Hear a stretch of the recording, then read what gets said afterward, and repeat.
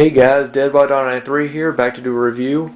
The movie that I'm going to be reviewing is a film that I actually heard about on Facebook a while back, and when I first heard about it, I figured it was just going to be a typical zombie flick. But one thing that they really boasted about this film was that it had all practical special effects and no CGI, and all the basically all the gore effects in the film were made of prosthetics and things, which I really enjoyed. I really don't like CGI in my horror movies unless it's done very well, and unless it's done for a good purpose, then I like it. But if it's pretty much done, just for every gory or bloody scene, then I don't really like CGI that much. But basically, I heard about the film, and so I ordered it right away.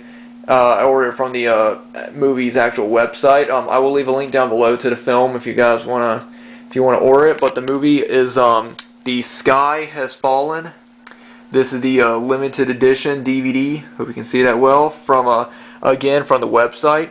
And when I first got it, at first I just popped it in expecting a typical zombie flick, but I was actually very surprised that this actually has a cool twist to it. Basically, the movie opens and you hear these radio broadcasts, and they're talking about a certain virus that is going around, and it's basically killing millions of people around the world, and it's making it causes blood to come out of their eyes and out of their mouths and things like that. So I figured, oh, okay, so this must be like a virus type film, like a 20 Days Later.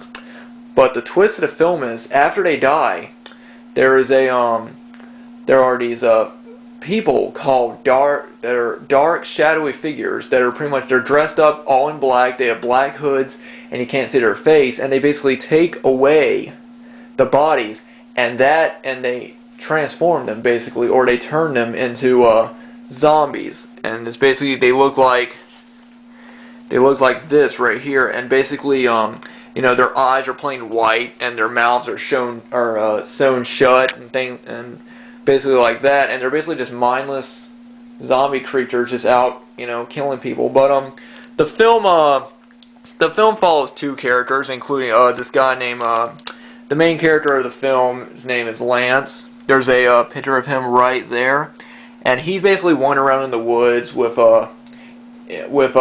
two guns and a samurai sword, which I thought was a pretty cool weapon to use. And while he's out there, he ends up bumping into this girl right here named Rachel, and basically she's been wandering around in the woods for a while and just pretty much alone, and he finds her and protects her and saves her from being killed by the zombies. And basically at first, he doesn't really like that she's there. He doesn't really want her to be there because he knows that he's being followed by the dark shadow figures and by the zombies, and he's worried that if she stays with him, that she's gonna die.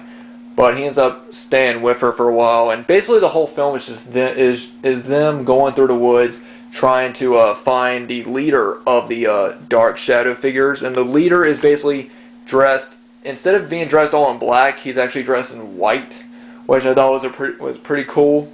But that's pretty much the outline of the story. I don't want to give too much away, but I really just wanted to talk about that. One of the things I really enjoyed about the film is, like I said at the beginning, it's all practical effects. All the gore effects in this film look very good. There's not too much gore in this movie, but there's enough gore of it to for a zombie flick. There's one scene where a girl gets killed and a zombie slits her throat open, and you can see the skin come off of her neck. It looks pretty good. All the gore effects in this are very well done and are very good. The only thing that's CGI in the whole film are the dark shadow figures. You can actually really tell that they're more computer generated than anything. But yeah, let me open it up so you can see better pictures. There's a better picture of Rachel right there, the main girl, and Lance, and there's the disc. But basically, that's one thing I really enjoy about the film is the gore effects. There's not every time a zombie is killed, it doesn't show them being killed all the way. Like there's one part in the movie where Lance he's got his sword out and he's basically killing all the zombies, and you see him slash and you see blood like squirt out onto a tree or something like that. So some of the zombie deaths are, you know, you don't see some of the zombie deaths, but there are a few of them that are actually pretty well. Like there's one scene where Lance sticks his sword right through one of the zombies, and you see him slowly twisting the sword like back and forth, and you can actually you see a close up of like the zombie the guts, and you see his the sword being twisted. And I thought that was a pretty cool effect. The acting is pretty decent. I know I've seen you know, it could have been better, but I think that for an independent film like this, I think it's pretty well done. The music in it is also very well. The music plays throughout the entire film, and it goes a little bit. It goes from you know, a cool one thing to another. There's some points in it to where that there's no music at all, but for the most part, the music is pretty good. I enjoyed it a lot. One thing that I really liked about the film is the dark shadows. What they try to do is they try to get into a person's head and try to change them and make them kill each other. And that's basically what they try to do with Lance. Like at one scene, Lance and Rachel are laying next to a fire, and Rachel's laying there asleep, and Lance basically wakes up, puts a gun to her, and you see him shoot the gun, and you see blood start running. So you assume that he just killed her.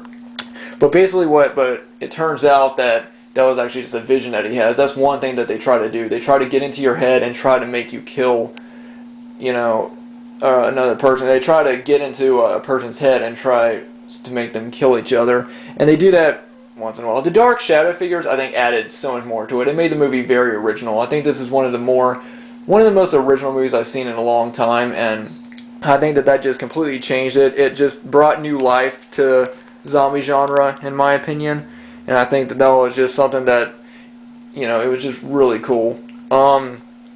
As for the release, this is the limited edition that I can order from the website. The movie, I have seen copies of this movie on Amazon, but I've seen it sold for $20, and it's the special edition, and you can get this from the website for only $10.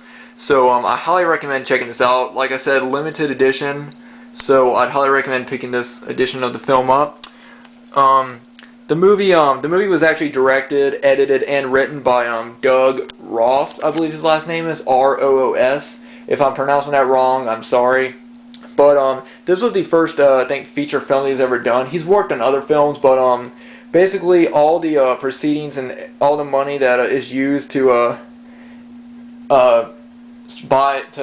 sell this film goes into his next project. So, you know, I'm really looking forward to seeing what this guy does. This has been one of the best independent films that I've seen in a very long time. There's a lot of different things I could, you know, continue to talk about, but I'm not going to. I just want to say, you know, Sky Has Fallen. Highly recommend checking this film out. If you haven't, like I said, I'll leave a link down below to the website. One of the best independent films I've seen in a long time and everything. But anyway, guys, that is my review for The Sky Has Fallen. I hope you guys enjoyed it. Thank you guys for watching and for subscribing. And I hope to be doing a lot more videos soon. I hope to do at least one video a day. But anyway, guys, that was my review for The Sky Has Fallen. Great new independent film, and I highly recommend checking it out. And I will see everyone later.